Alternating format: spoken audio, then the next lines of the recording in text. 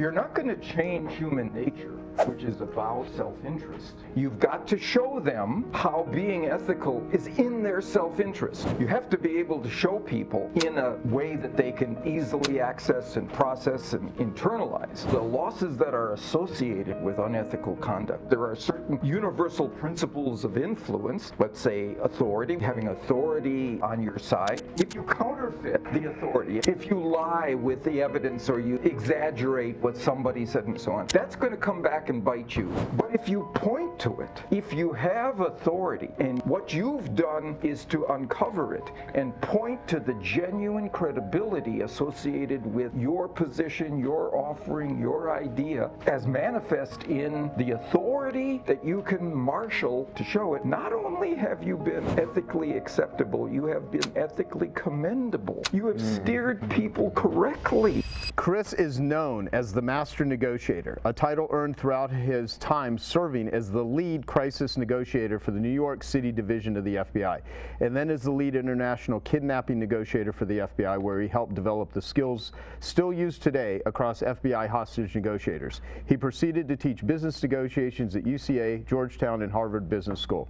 In 2008, Chris founded the Black Swan Group, which specializes in teaching you how to never leave money on the table by using hostage negotiation techniques. In May 2016, he published the national bestseller, Never Split the Difference, Negotiation as If Your Life Depended on It, to teach people everywhere how to apply these life-changing hostage negotiation techniques in their daily lives. He is proficient in negotiating with real terrorists, giving him plenty of context to help in the corporate world where companies seem to get legally taken hostage all the time. So we're going to play a really short video of Chris, and then I'm going to bring him up. Mr. Chris Voss. Thank you. Absolutely. You want me to hold your coffee for you, or how should we do this? I want you to hold my hand. Yeah. So that'd be kind of funny. We should. Well, you know, if you were here earlier, there was this whole gazing in someone's eyes sort of thing with Gino Wickman, and I don't know if I'd want to do that with you. That'd be kind of, I think you would just mess with me. So, you know, here we are. And so let's talk about what would you like to have, how would you like to play this out today? Because we're about to bring on just the most amazing panel of individuals, you being one of them, to talk about behavior, influence, and negotiation, and so that everyone here leaves with a lot more confidence, capability, clarity, and direction, which are words I got from our buddy Dan Sullivan, that they could apply to their personal life and to their business lives. So what would you like to say first before we start with all that?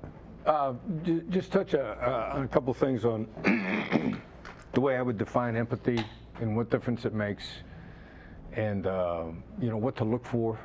And I'm looking forward to hearing what these guys have to say. So we're working on a deal with Mark Wahlberg's production company. I haven't met Mark. I know Gino turned him down. Mark wanted to play golf with him, and Gino said, "You're not important enough for me to play golf with. I got better things to do." I haven't even got to that point yet. So we're talking to his production company about a possible TV show, and I was on the phone with him the other day, and I said, the real problem here is great negotiation is not exciting. It's astonishing. It's not exciting. And a lot of non-scripted TV shows, Real Housewives, are screaming at each other. You know, every TV show that does really good, people are screaming at each other. I said, that ain't gonna happen. And if you guys are banking on that for this to be a good TV show, it'll never happen. So the difference between exciting and astonishing. If you use empathy properly, you're gonna be astonished at what happens. Because until you know what is really going on, it doesn't feel great for you. You know, exciting is great, it's celebratory. It's what keeps Vegas in business, which is, you know, where I happen to live, but I've always used Las Vegas as the analogy. It's exciting to win at the slots. Exciting. And one of the books I read recently said, you know, they got it down to a specific number. You win 1 in every 84 polls. So think about the failure rate. But when it's exciting, you continue to do behavior that really works against you. And you know, the table pounding, negotiation, the threatening, I had them over a barrel, there's nothing they can do. That's exciting. And you're a failure if you do that. Now, astonishing and it always happens with people that come into my company, because they got to relearn negotiation. They're like, I was shocked we made the deal. Like, the person who was my adversary is now my best friend. And it's astonishing until you know what happens. So what difference does it make to make somebody feel heard? And we were talking about that a little bit last night after the film. If I make you feel heard, unless I know what's going on with you, it's not very satisfying to me. It's not exciting. I really don't feel it unless I know what's happening with you. Now, but then I'm astonished when we make the deal. When you feel heard, you feel cared for. Suddenly you're far more inclined to collaborate with me. I thought we were adversaries, and there's a switch that happens inside you, and suddenly you're making a deal with me, or you're interacting with me. And I never made my case. It feels good to make an argument. And the attorneys want us to believe that negotiation is argumentation. I'm making an argument here. Kind of my definition for argument now is somebody's expressing a deeply held belief. They believe in it so strongly they want to argue about it. And arguing is very self-indulgent. It feels good to you. The other side hates it, but it feels so good to you that you don't even notice. Real empathy is the opposite. You feel really good about being heard. You feel cared for. Downstairs, some of you guys have met Troy. Troy Smith is with me. And one of Troy's favorite phrases is, people don't care what you know until they know how much you care. And I actually stopped him from using that, because empathy is not about me caring about you. And then I thought, does that mean we don't care about people? I can't embrace that. We do, but the more important thing is that you feel cared for. And then what happens? What good does that do in a negotiation, or an argument, if you will? Or one of the guys that's working for me now, retired Vegas police, he's still doing security work. He's hunting fugitives in Vegas now, besides working for us. And he's catching people that are voluntarily giving themselves up to him because he's making them feel heard. And suddenly he's sitting down for coffee with them, and they're accepting a subpoena from him, and they're not angry at him. He's astonished that this is going on. So here's what happens to you when you feel heard. It's the thing I love about the neuroscience. I'm a student, more students of neuroscience these days than anything else. So colleague, friend, somebody I admire, Andrew Huberman Labs podcast. One of his podcasts about love and relationships. You want solid neuroscience data, you're going to get it from Andrew. Oxytocin. That's what you feel if you feel heard. You get a hit of oxytocin. What happens when you get a hit of oxytocin? You bond to me. What also happens when you get a hit of oxytocin? You're more likely to tell the truth. And then the follow-on neurochemical you get is serotonin. When you feel heard, it's the neurochemical of satisfaction, which means you want less.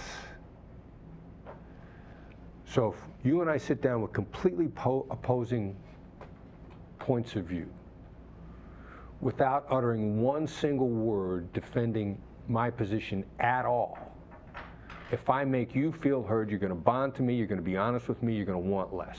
What more do you want from a negotiation? And that's the astonishing thing about empathy, because suddenly I never made a counteroffer. I never gave you my elevator speech. I never told you my value proposition. If I can make you feel thoroughly heard, the deal will either come all the way to me, or it'll come so close to me that I can reach out and just make a tiny little move, and we've made the deal. And that's astonishing. But for the user, it's not exciting. And that's what I'm really trying to help people understand. It's not exciting to be a great negotiator or to make people feel cared for. The results are astonishing. That's good. You ready to bring up the panel? Bring it on. They got better stuff to say than I do anyway. Okay, so what I'm going to do, I'm going to introduce everyone. Wait, right here. Sorry. You see what? Don't know where I put my stuff half the time. All right. Now, this is I think, a historic moment, because this has never happened before. I don't know if it'll ever happen again, unless I'm very persuasive and can influence and negotiate all of them to borrow their behavior for everyone. So let me introduce the three people that we're going to have a conversation with. We already got Chris Voss up here. You'll hear about him in a moment again. So how do you get what you want? Really, how do you get what you want? In a love relationship, in a business relationship, in a social situation, in a financial deal? You have to negotiate. Other times you have to adjust your behavior or read the behavior of others. To get what you want, you need to influence the behavior of other human beings. What's the best way to do this? As a Genius Network member, the best way is by paying attention to what three of the most knowledgeable, experienced, and wisest thought leaders of today have to say in this unique conversation you're going to hear and participate in. Two of them are members, and one of them is a frequent guest at Genius Network meetings. You most likely know who they are. Let me just give you a few tidbits about their amazing careers and the success they've achieved in their specialty area. Let's do this in alphabetical order, starting with B.J. Fogg.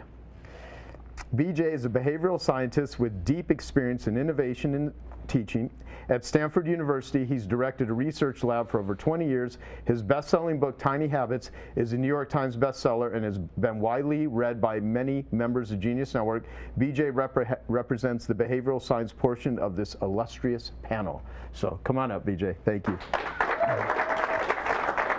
Yeah, wherever you want. I'll sit over here. We'll be like Carson. I'll move down the couch and you sit closer. Awesome, thank you.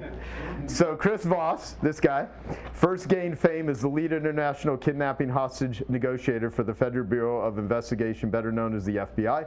Chris has taught his negotiation at Harvard University and other schools where business is taught. His breakthrough book, Never Split the Difference, is another bestseller and opened the doors for very lucrative coaching contracts for his growing business. Chris represents the negotiation portion of this panel.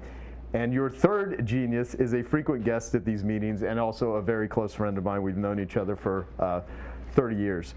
Dr. Robert Cialdini, and his books Persuasion and Influence have become the cornerstone of a worldwide movement on how you influence people. Robert is the CEO of Influence at Work, which is a global provider of corporate keynotes, consulting, and training done by a team of his trainers.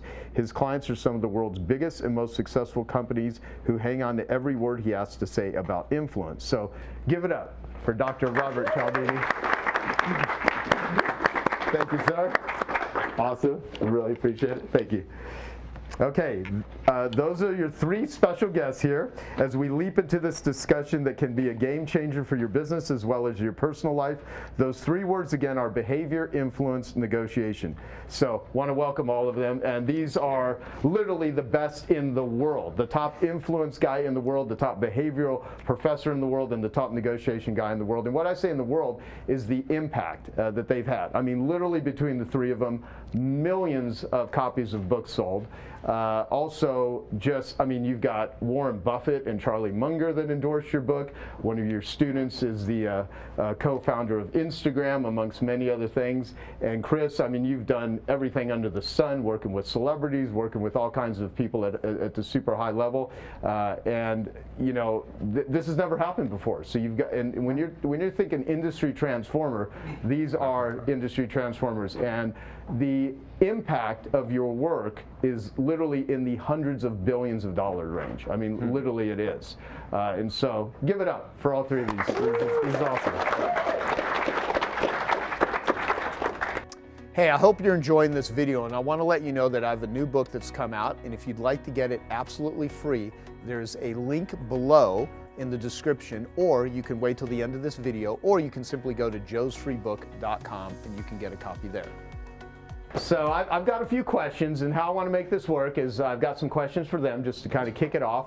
I also would like you, all three of you, to think about what questions would you ask each other. Like, what would you want to ask each other? And we'll get in a little bit of that, and then we'll take a few questions from all of you. And if we need to take a break in between, we can, but we're going to go for, we'll probably go for close to 2 hours, because I think this is going to be really awesome. So let's make this as useful. And if I see really say stupid things, then the beauty of editing is we can just take me out. Okay, so let me just start with this one. From your perspective, what is behavior, influence, persuasion, and negotiation, and how do they all work?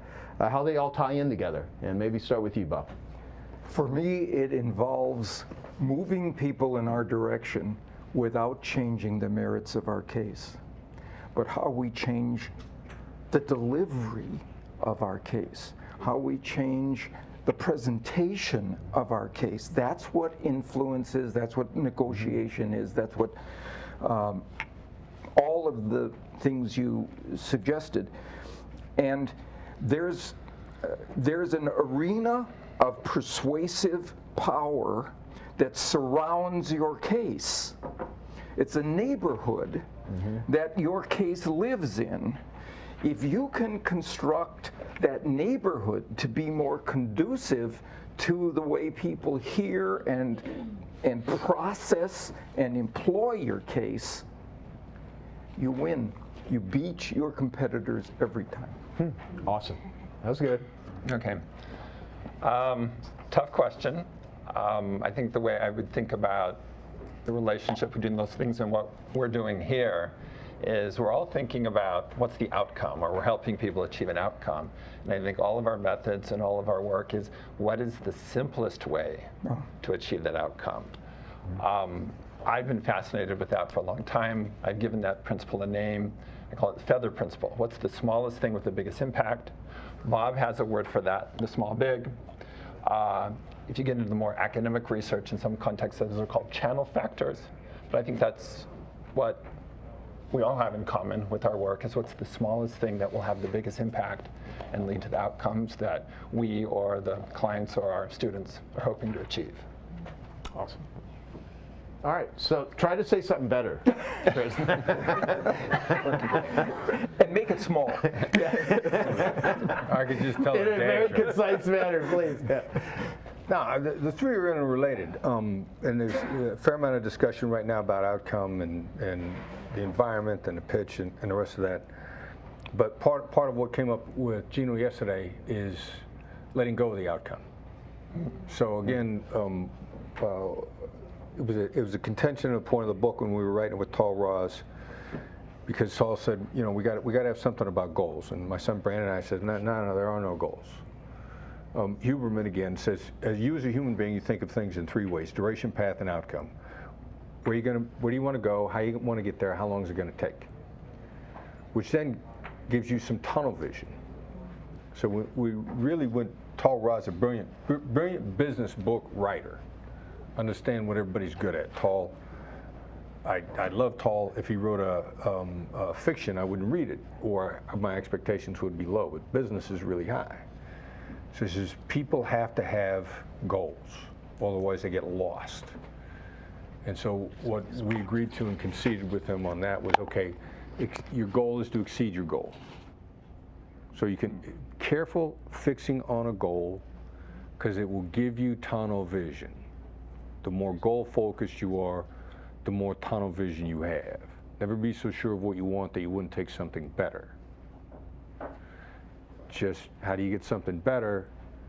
Be careful about being too goal focused, because then the journey, which very much came up a lot with Gino yesterday, then the journey is a journey of discovery.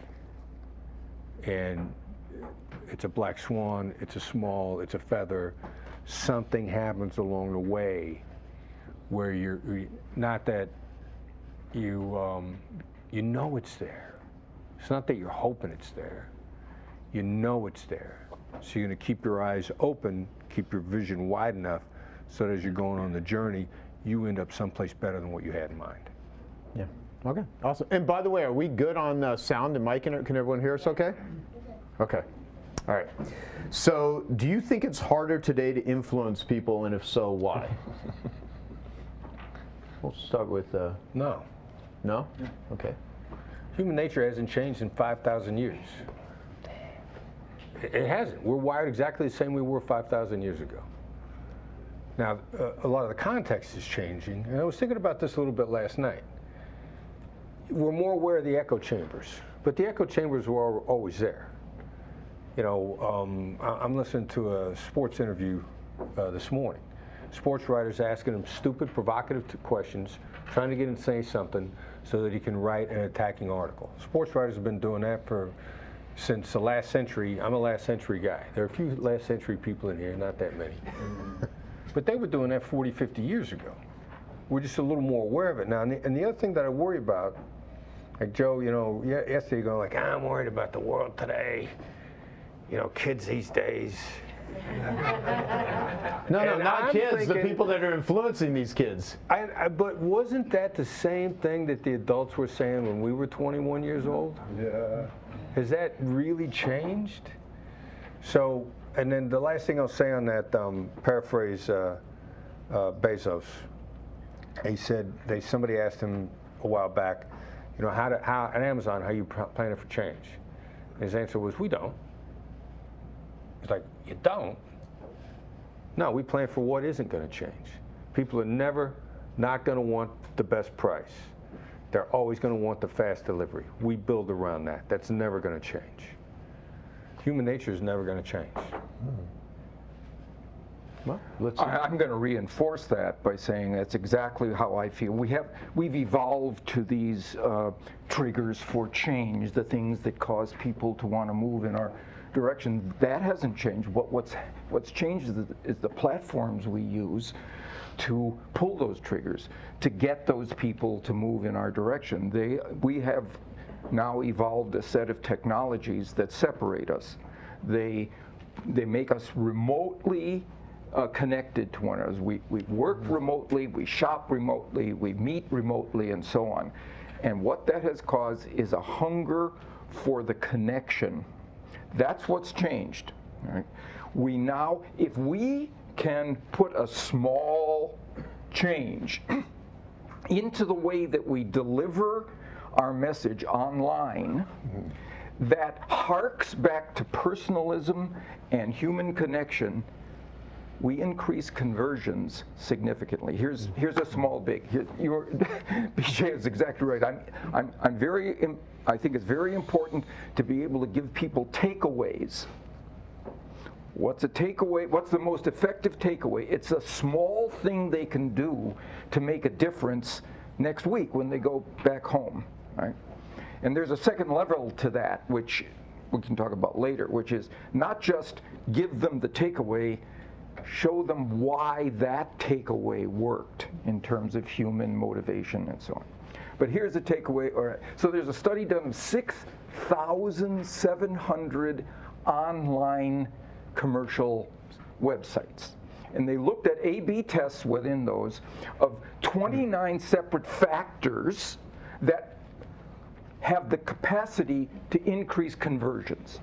Some were economic, like free shipping.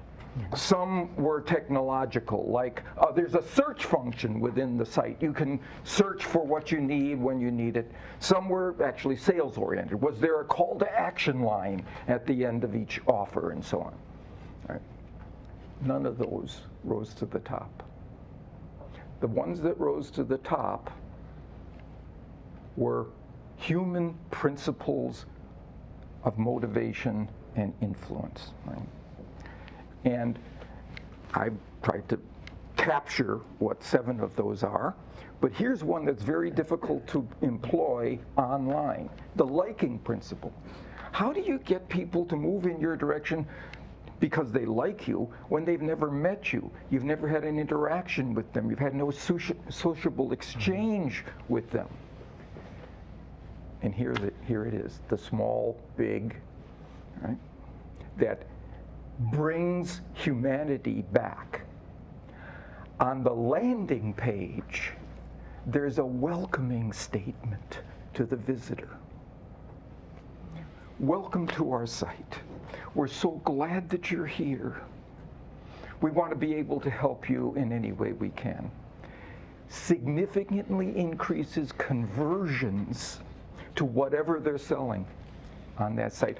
A welcoming statement, the smallest thing, but it's big because it reinstates the human connection that people are hungry for now, that we're being deprived of by these magnificent technologies. They're amazing technologies. But there's a line from an old song in the 70s.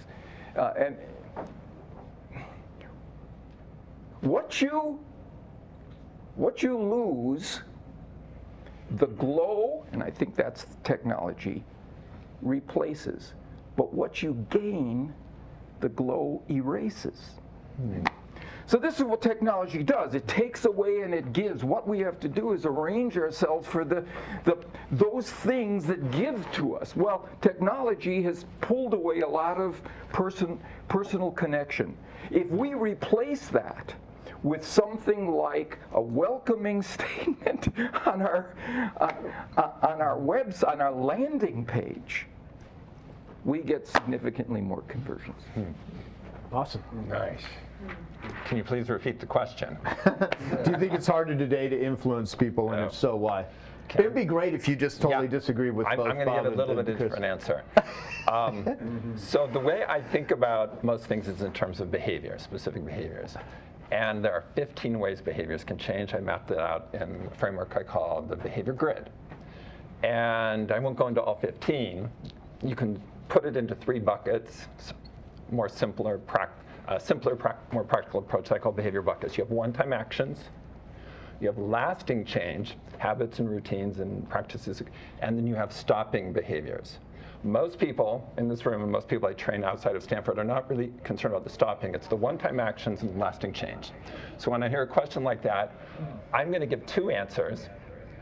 One answer is that it is easier now with technology to get people to do the one-time actions than it was before, whereas it's harder to get them to make the lasting change. So I would split it up those ways.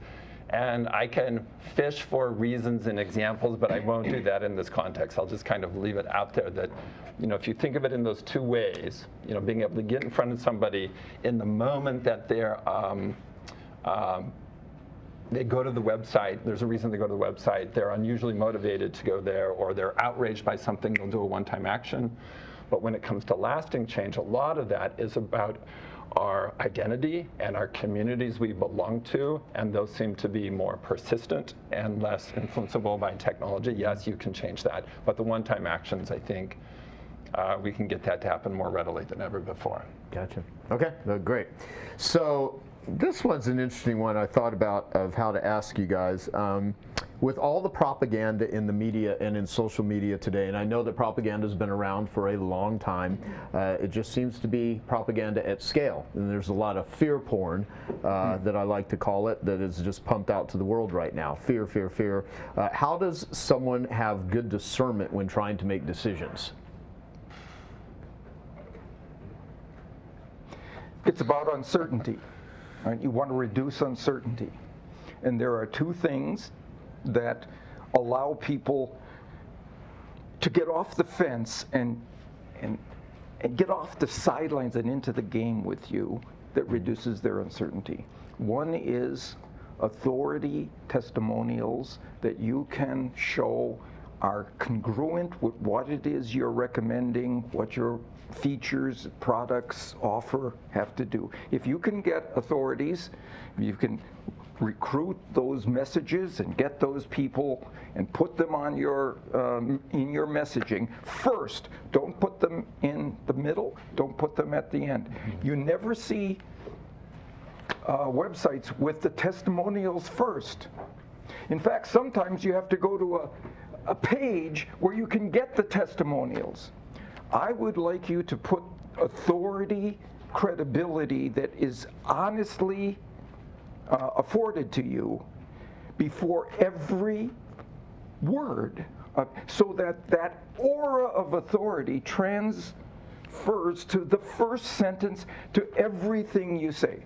Right? That's the first thing. There's also another thing is, don't allow yourself to be satisfied with one authority endorsement or testimonial. Advertisers will tell you, use the best one, use your best one. Put the others someplace else in another page, right? The research is wrong. The research shows that's wrong. Those additional testimonials that you can list don't dilute the best one, they reinforce the best one. Significantly greater conversions if you have multiple testimonials than if you have a single one. Okay, so that's one, and here's the other one. What are my peers doing? That's another thing that allows me to reduce my uncertainty about what I should do in that situation. But there's a particular kind of peer, the comparable peer, the people who are just like you. That way, you can say, oh, they've beta tested this for me. I don't need to sit on the fence anymore. I can reduce my uncertainty and move forward because I see that a lot of other people like me can do it. And here's what the newest research shows. Suppose you have a relatively new addition or feature or product, right? And you can't point to a lot of people already having chosen it because you've only got, it's relatively new. You've only got, let's say, 30% of your customer base have adopted it. Don't say 30% have adopted it because it means 70% have not. You've sent them the message that says the majority of people aren't choosing in this. But if you show them the trend to 30%, they project that into the future. So if you've got 30%, tell them that 10 months ago it was 15%. 4 months ago, it was 25%. Now it's 30%, and that 30% that was a deficit now becomes a plus for you because people project trends into the future. Okay. Wow. So, I mean, you're a proponent of propaganda, aren't you, BJ? Well, hang on a second. I just want to say I am so honored to be on the stage with these people. When Joe invited me, I was like, of course I'll be there. So you can see why. Wow. Awesome. Awesome.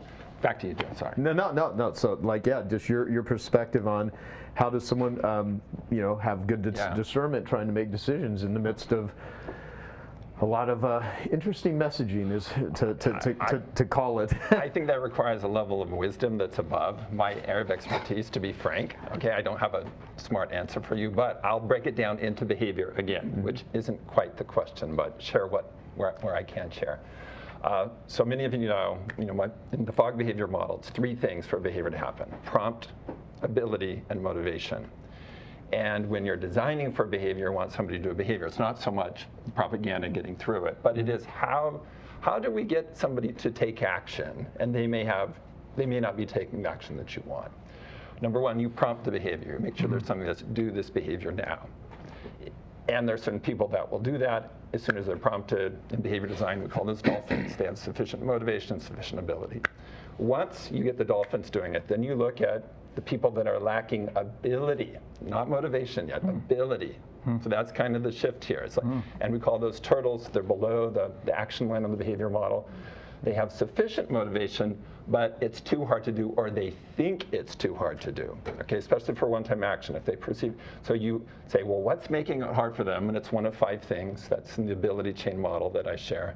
And you make it easier so you don't have to increase their motivation. You just have to make it easier or seem easier to do. Then once you've done prompt and ability, then you look at the motivation. That's the trickiest piece. You save that for the end for a variety of reasons. There are people that are not taking the action or making the decision because the motivation isn't high enough. The right way, I believe, to think about motivation is like vectors in physics. And if you lay it out into my behavior model, you have motivation that's pushing them up and demotivators that are pushing them down. And if the demotivators are very strong, even though they have some motivation, they're going to be below the action line. And the demotivators are often things like pain or fear or I'll look bad to my friends. And so what you do, rather than trying to push up the motivation, you try to figure out what's demotivating this behavior and addressing that. And you get rid of the demotivator, and then the motivation can emerge and they'll be above the action line. I think the best, and this is not this analogy is not in the book, at least I don't think so, is think of a hot air balloon that's just sitting in place. It's got buoyancy upward, but it also has ballast that's holding it down. So you could pump more air and push it up, but the best thing to first do is cut the ballast, get rid of the demotivator, and let the buoyancy that's already there, the motivators that are already there, push them above the action line. And this probably goes to both Bob and Chris's approach. It's like, what is the demotivator, and understanding that and addressing that. And so that's how I would think about it systematically in the behavior design approach. That's great. Thank you. All right, so it's kind of two questions in one. Like, how do I make myself make better decisions, or how do I help people make better decisions? Yeah, in the midst of, you know, what I say, there's a lot of, I perceive it. I mean, it's the world, it's communication. I just think there's a lot of messaging with agendas being pumped out with a lot of clickbait designed to mislead people, designed to, you know, position narratives, and a lot of it is bullshit. Yeah. All right. So, sort of along those lines, what I'm working on myself personally, and the people on my team, and then the people we're trying to coach, separate your amygdala from your gut. So your amygdala is going to overreact, and I'm simplifying this too. For you, those that know more about neuroscience and brain architecture, I realize that I'm a caveman in my description. All right. I have to point that out to me. I'm a layman. I'm not a PhD, so I don't have to have the fully complex description. So your amygdala is going to get triggered with fear or hope. Whereas and it so means most of the time it's going to be wrong. However, your gut is a remarkable machine, and your gut doesn't need that much instinct. Now, the difference is separating them out. And sometimes I ask myself, what's my gut telling me? Because my amygdala, which is either fear or hope, and I know it's mostly fear for me, but I see some people like, I hope this will work out. Like, I got a chance in hell in working out. But you're reacting to however you're wired in your emotional architecture. Your gut, again, the biology belief, I think Thomas Lippmann might have been the article, cell biologist. He made this comparison, and he said, your conscious mind processes roughly 40 bits of information per second, whatever a bit is. Your subconscious mind, 20 million per second. 500,000 to 1 ratio, if you're willing to accept those definitions. That's why your gut is so ridiculously accurate and powerful. And everybody's struggle is to figure out which one is influencing your decision.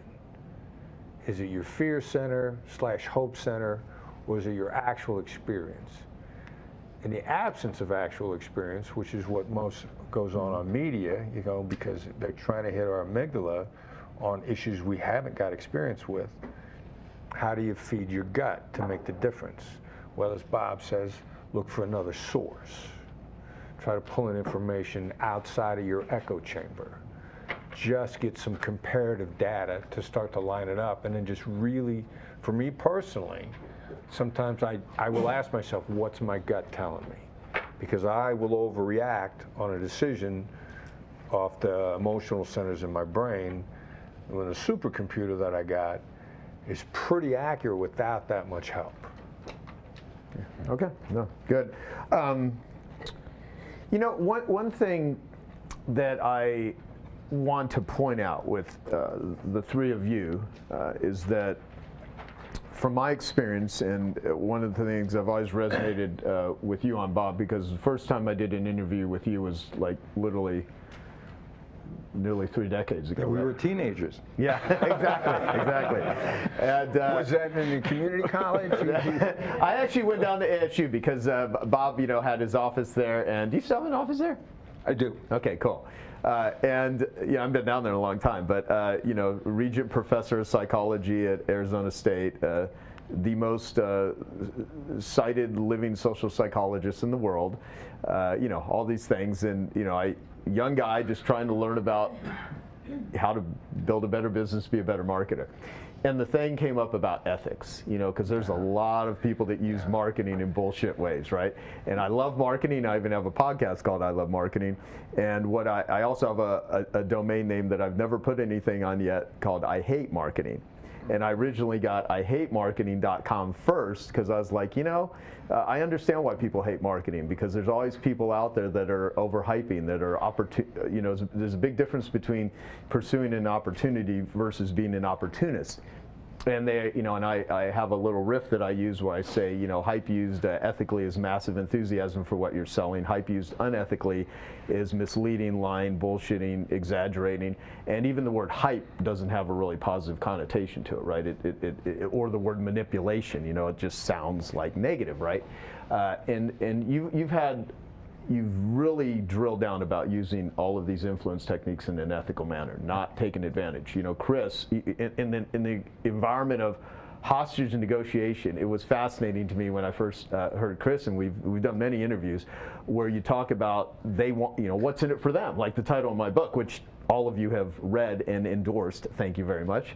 The whole concept of what's in it for them, and of course you, BJ, you're just one of the kindest, nicest humans ever, and you always talk about, making sure that you don't manipulate people, you don't put people into a bad situation. So all of your work is built around, to use the definition of an entrepreneur, taking resources from a lower level to a higher level of productivity. You can make a lot of money selling things to people that make their lives worse. Poisonous food, crappy things, all kinds of toxic stuff. The world you guys swim in is showing people how to be better, and you have made a very positive impact on that way. So I'd love to just get your opinion on what are the right and wrong ways to use influence, negotiation, and behavior, because there are a lot of people that are trying to learn how to be better salespeople, be more effective, get people to do what they want them to do, get the deal that they want, but a lot of it is coming from just all they care about is themselves, and it's not. That was very loud. So I'd love to have you speak to ethics and the use of these tools, because these tools are very, very powerful. Put into the hands of wrong people, though, we can look around the world and there's a lot of people using influence and negotiation and behavior to, be tyrants.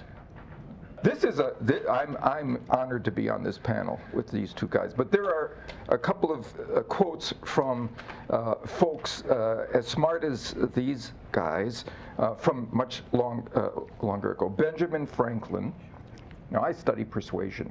Here's what he said to advise people to be more persuasive. Speak not to argument, speak to self-interest.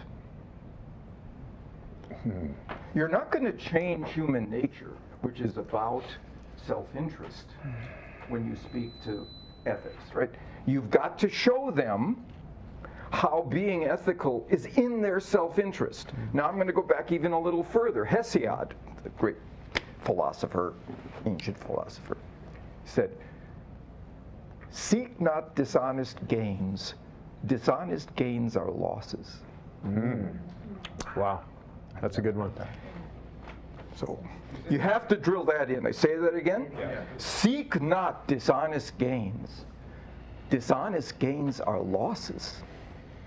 You have to be able to show people in a way that they can easily access and process and internalize the losses that are associated with unethical conduct. And now you've harnessed yourself to self-interest, right? That's the way to do it. Now, there's, to be specific about it, maybe we can talk about that later.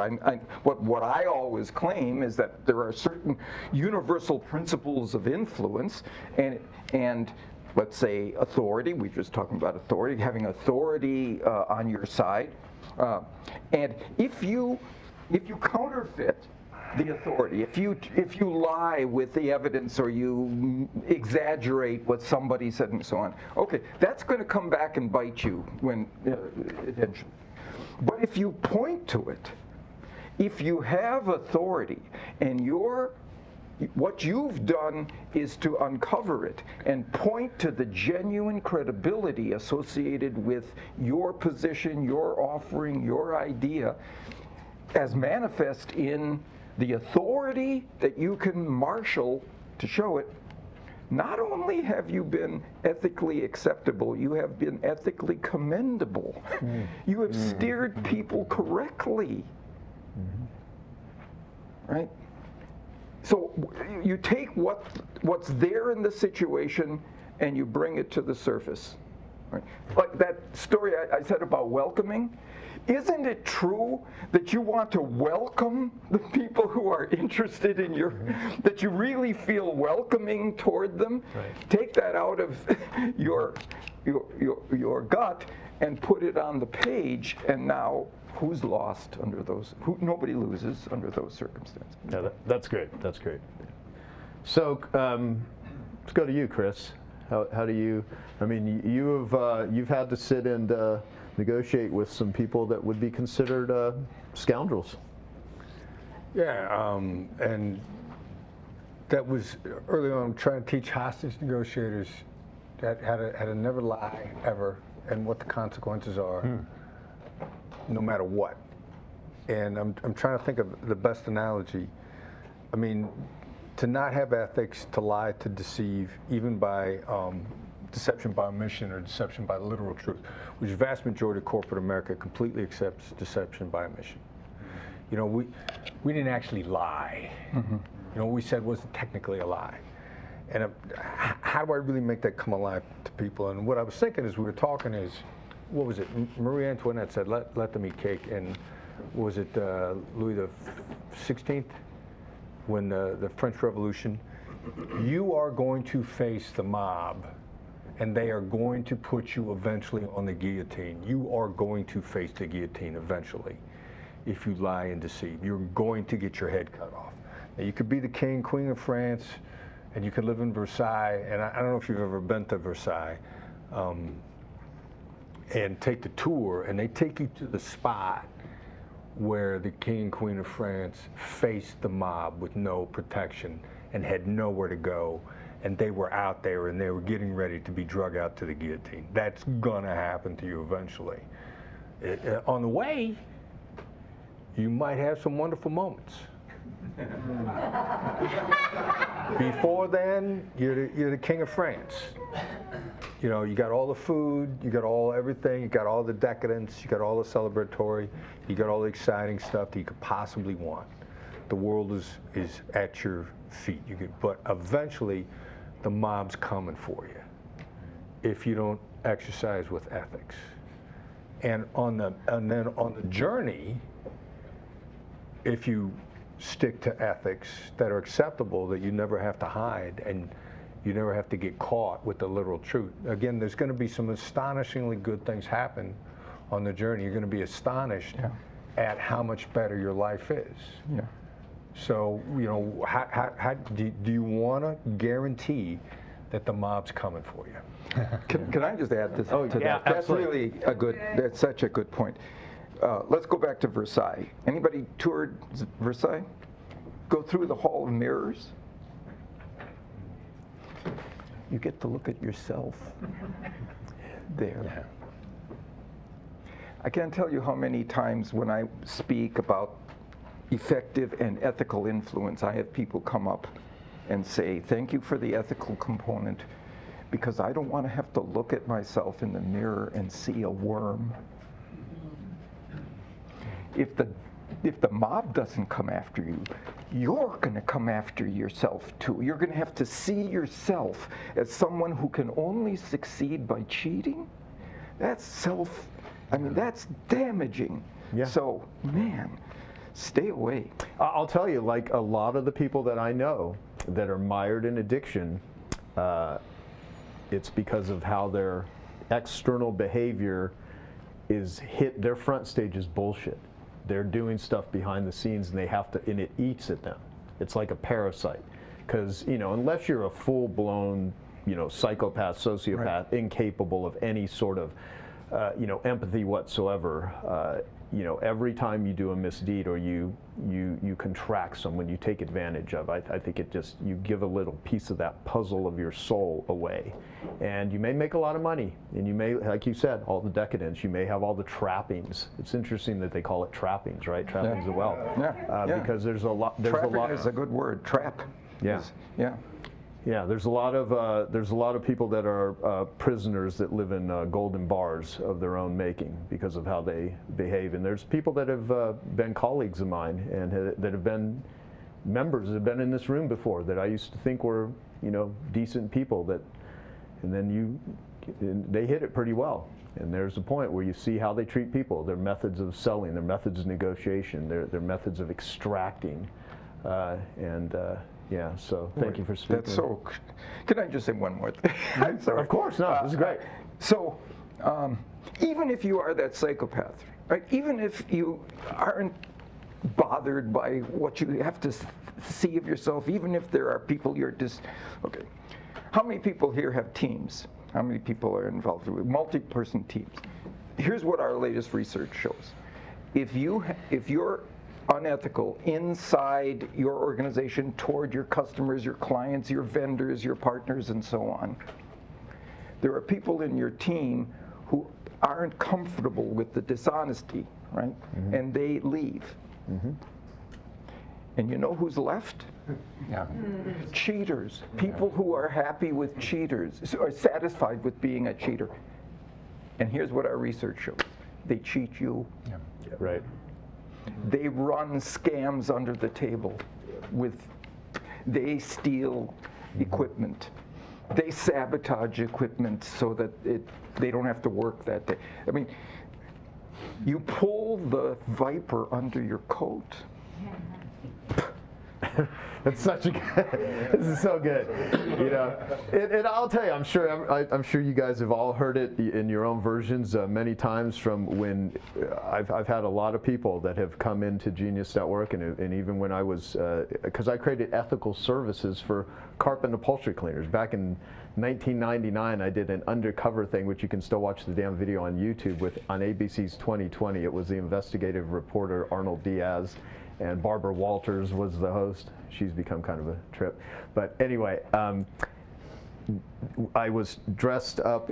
Remember that movie Boogie Nights? With Mark Wahlberg, right? It's like, of all things, right? So the makeup artist for Boogie Nights, actually, I had a ponytail, long hair and a ponytail, did all my makeup to try to turn me into an old man. And back then, they had these undercover cameras, and they were none of this stuff was wireless like iPhones. They were like packs, and they had glasses I was wearing that had a camera, and then they had the camera and a lamp and a toaster and a plant. They had all this undercover stuff, and we were filming, bait and switch carpet cleaners. And I said, I'll do a story on that, but I'm helping people that are in the carpet and upholstery cleaning business to hire a professional. So I don't want to scare the shit out of everyone about hiring a professional carpet cleaner. I'll do the story for you if you're willing to put out information on how to hire a professional carpet cleaner. So I literally got them to give out the name on their website for the largest certification organization for carpet cleaners at the time, and 20 million people watched this damn show. And they didn't tell me exactly when it was going to come out, but I had created my consumer guide to carpet cleaning, how to hire a carpet cleaner, and millions of people read my consumer awareness guide for carpet cleaners on how to hire a professional carpet cleaner, and I started ethicalservices.com. So even way back then, I was teaching this stuff to carpet cleaners, because learning marketing, I was learning marketing from, frankly, a lot of con artists. They were like great ideas, but they were just pushing the envelope, and I'm like, okay. And I had so many service businesses say, thank you for showing me another way. I thought this was the only way that you could actually, you had to use low prices, and you had to high pressure people. And I'll tell you, I haven't even pieced this together until just thinking about it. A lot of that came from reading Influence, with reciprocity and scarcity and all of the, the 6 principles, which are now 7, right, in your updated version of Influence. But so much of it, I just learned. It's like I said it yesterday. Be nice to the people you meet on the way up. They're the same people you're going to meet on the way down.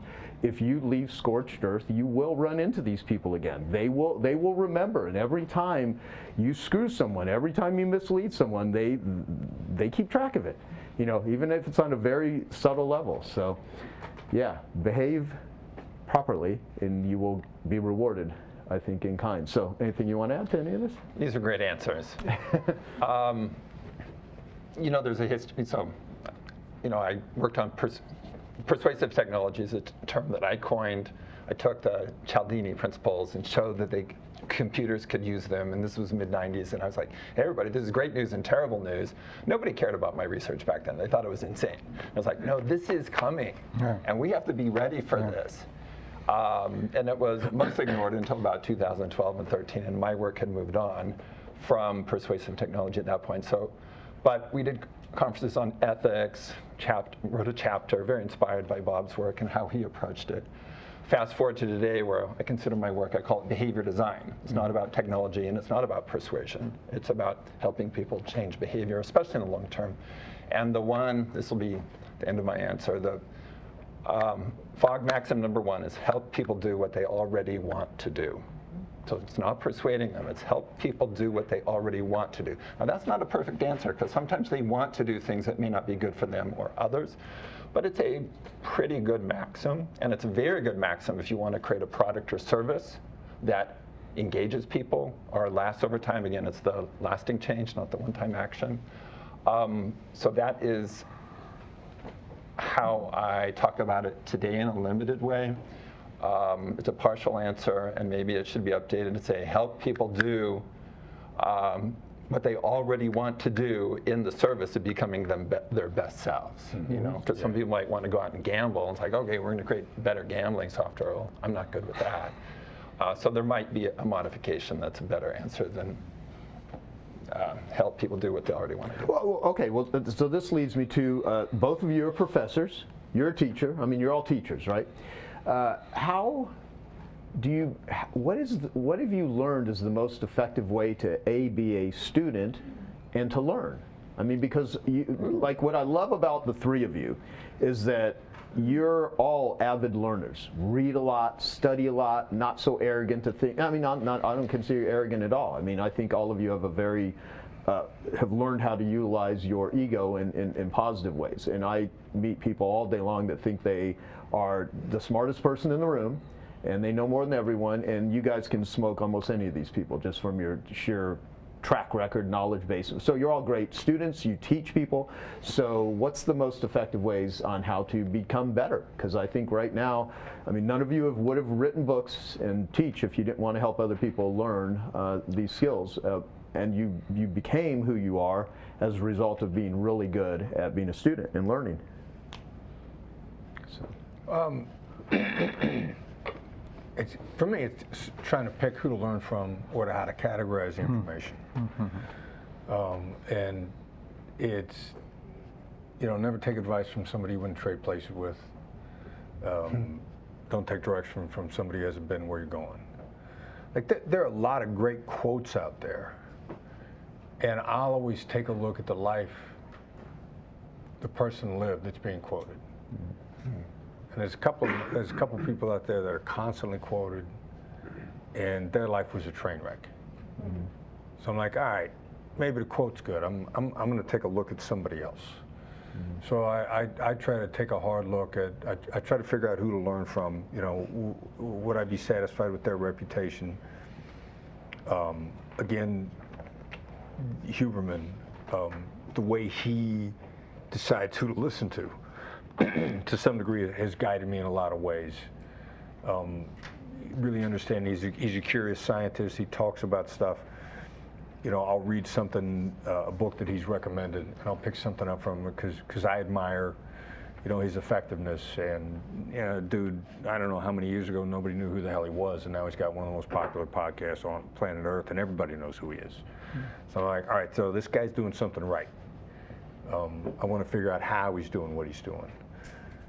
And Lex Friedman on his podcast, again, understanding who to listen to, which is mostly not critics. Sam Harris was on it, and he was talking about who to listen to, and he said, all right, so imagine you're flying an airplane in a storm, and you're having trouble keeping aloft, and your engine's gone out, and you're not sure what to do, and somebody comes walking up from the back and says, hey, try this. Now, that guy might be right, but if he's not a pilot, are you gambling the plane on that guy's advice? Just because he might be right isn't good enough reason to listen. So I look a lot at who do I want to learn from. Now, I love reading from these two guys' stuff as much as what they're curious about interests me. Now, I might not necessarily agree on a conclusion that either one of them has come to, but I'm fascinated by what fascinates them. So if I'm looking for stuff to dig into, I want to see what these guys are digging into. You're going to set up another question for me then. Yeah, okay, go ahead. Well, and I'll address this question from the point of view of a teacher. I love teaching. I've taught at Stanford for over 30 years now, about 30 years, yeah, at this point. And before that, and I'm always a student of how can I be a better teacher. I mean, a lot of you are here gleaning, and learning how to teach and present better. The classroom setting is different from the real world, right? In the real world, you really do have to help people do what they already want to do, or it's not going to fly. In the classroom, they've enrolled in the class, you have a certain power over them, and it's called a grade. You're going to get a grade. And so you can get them to do things they don't necessarily want to do. It's a kind of an artificial environment. There's other contexts like military and so on where you have this artificial environment. So it is a great setting to get people to do things that they may not want to do or part of them doesn't want to do. They're afraid to do, right? But you've got a grade, so you can leverage that. Let me give an example of my current focus at Stanford, and this is almost entirely, I should say entirely, thanks to Joe and Genius Recovery Foundation and people in Genius Network, is all about helping people build stronger relationships. So using behavior design and tiny habits for building stronger relationships. So this is class number 3 in the series, exploring how to do this well, making mistakes and doing better the next time. So one of the assignments I gave my students 2 weeks ago was, because part of the feedback I got from last fall's class was, hey, we wanted to get to meet each other and build relationships with each other. And I was like, oh, I was helping you build relationships with people outside the class. And they were dissatisfied. So this class, we're helping them connect with each other. And so the assignment was, okay, each of you, I'm going to pair you up in this random way, this random playful way. And by next class, you have to get your parents on Zoom with each other. So if it's you and you bring your parents in, right? And for 15 minutes, have a Zoom chat with each other. Wow. And the class just went, they were just freaking out. I was just excited by this. I mean, it was just an idea that came to me in the middle of the night, and I wrote it down. I didn't realize how afraid they were going to be to do this. But it's like just 15 minutes. I mean, they know how to use Zoom and everything. And Stephen Crane, my co-teacher, he and I said, we'll do it too, and so on. So they did it. They came back. It was an amazing experience. That 15 minutes of, the point was to how do you build that relationship and meeting the other person's, and if it couldn't be parents, it could be siblings. Like some people, their parents only speak Chinese or whatever. And so that experience that I could basically force them to do, right? Because I have that leverage of grades, got them to do this experience, which I think might have been the most impactful 15 minutes of the entire course for them. Wow. So that is a special context, and getting them to do something, again, the fear is demotivating them, and I guess I didn't work out hard. No, I said, you could, this ended up being an important part of the assignment. I said, if you want, with your classmate right now, exchange talking points, like coordinate right now during class, and I said, your job is to make your classmate look good. That is your job on this call. So you make your classmate look good. And one woman came to me and said, oh, I'm kind of like in a bad way with my parents. My parents were really mad at me. I said, great. Exchange talking points and on the call. And Stephen Crane and I did it, and it was great.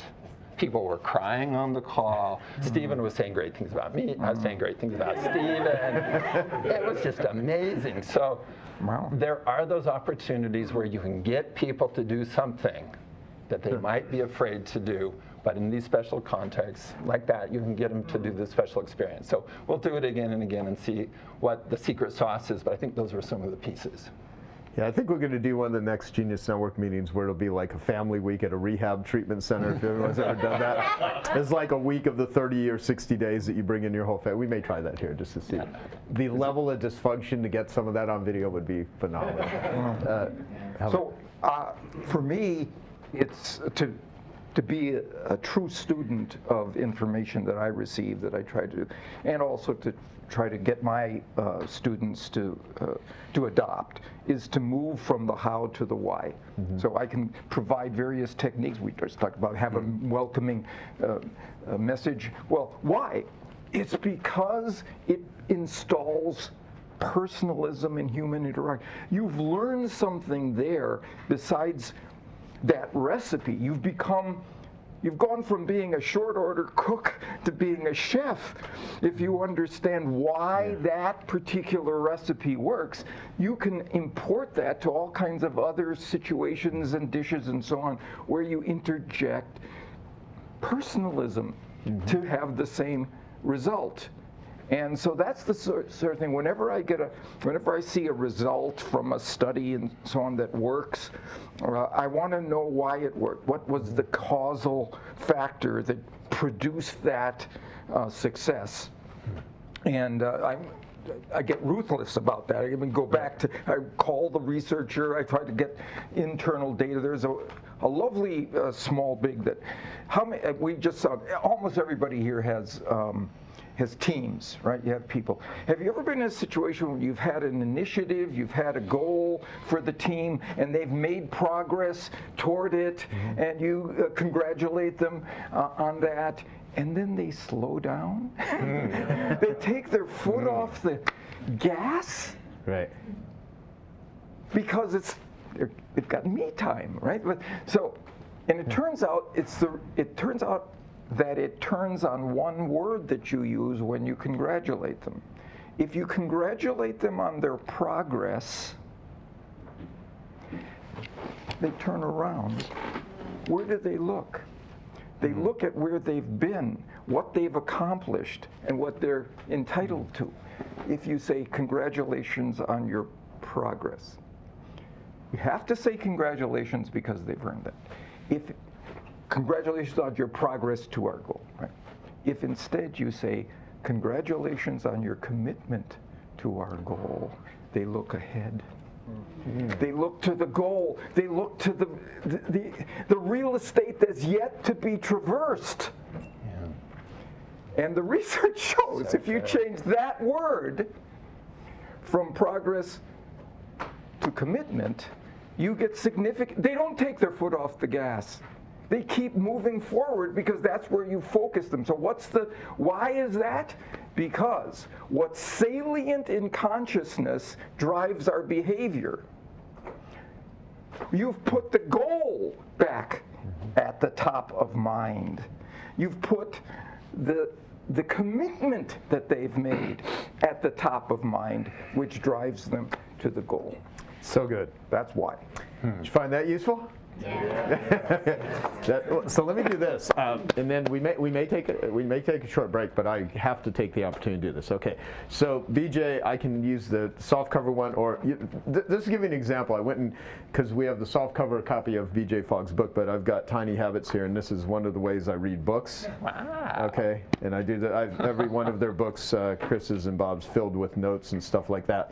But here's, can I borrow yours? This is my favorite version here, though. Okay, good.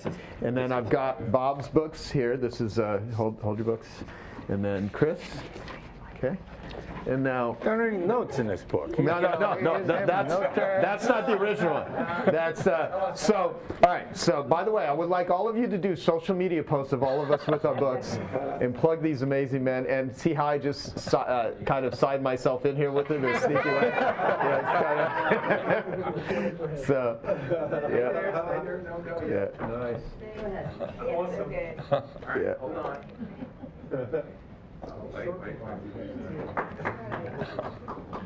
Wow.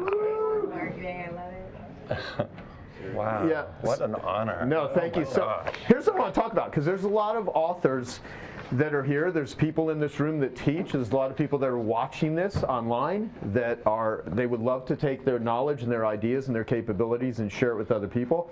All of us have read each other's books, which is great. I think it's awesome. And check this out. I have on the back of What's in It for Them, the hardcover version, Chris Voss, Robert Cialdini, and B.J. Fogg are the three that's in. Followed by Marie Forleo, then Gabor Mate, Dr. Benjamin Hardy, and then we got a whole bunch. So, yes, actually, yeah, that's okay. Maybe good. on our endorsement. We actually, yeah, we have to, that's good. So thank you. So here's the thing. What do you hope, because anyone that has not read these books, I would like you to read them. And what will happen to someone as a result of becoming either a little bit or a lot more masterful with these skills that all of you have? What is your hope? If you could only have like a couple of minutes to say, you know, here's what I've produced, here's what I've written down, here's what I've documented, my life's work, here's what I hope it does for you. I'll go first, and I'll be short. What you'll get is you'll see that you'll build the confidence you can change. You can change huge things in your life, and you do that in these tiny ways.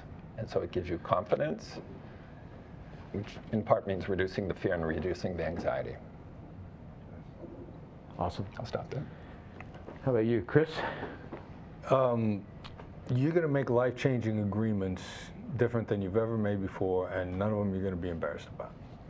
Like, you could talk about it with the person that you made the deal with. And I sat both with the CEO and his top salesperson, and they knowingly use my book when they negotiate the salesperson's inner deal job compensation with the CEO. And they were both good with it. You know, we're often in what is called the information age. It's never been called the knowledge age. Information is not the same as knowledge. You have to take it in, you have to process it, you have to understand it, and if you're at your best, you apply it. So what I would hope is that there's information in these books, but I'm going to hark back to understanding the why that works, why it produces the persuasive successes you're hoping for, and then you can export that to all kinds of other situations as a result. Yeah, awesome. Yeah, you know, and what I would say is even what I've attempted to do in my book, I don't think a panel like this would exist if I did not learn how to do the things that I've done my best to try to share here, which is how to win the right friends and influence the right people. Because you can win friends and influence people, but there needs to be alignment. If you think about what's in it for them, I do my best to set things up so that it's always focusing on the other person, because always make your give equal to or greater than your want. And if you do that, you tend to become more attractive to people that are reciprocal and like you and are willing to do things with you. And I think that's what, it's not just about doing business stuff, it's about having fun. So it's about ELF. So, yeah. So let's hold the books up one more time. If you didn't take a picture in the thing, then let's do a video. We're going to do a video clip, and I would like you to share this on social media, please, and we're going to just plug the book. So, all right, here I am with the top industry transformers in the world, Dr. Robert Cialdini, the top influence expert on the planet, B.J. Fogg, top behavioral professor at Stanford, and Chris Voss, the top negotiation expert in the world. Get their books, Influence and Persuasion, Tiny Habits by B.J. Fogg, and Never Split the Difference by Chris Voss, and share them with your team, share them with anyone that needs to build better skills, capabilities, and character, because these books can and will be dominoes and change your life. Wow. Thank you, guys, and thank you for sharing those. And please tag everybody. Can we do this? Okay, I hope you found that video awesome and useful. So if you want to get a free copy of my book, I want you to click here. And if you want to watch some more videos that'll be useful and awesome, click here. Go ahead. They're over here. Do it now. Come on. Thank you. Watch them.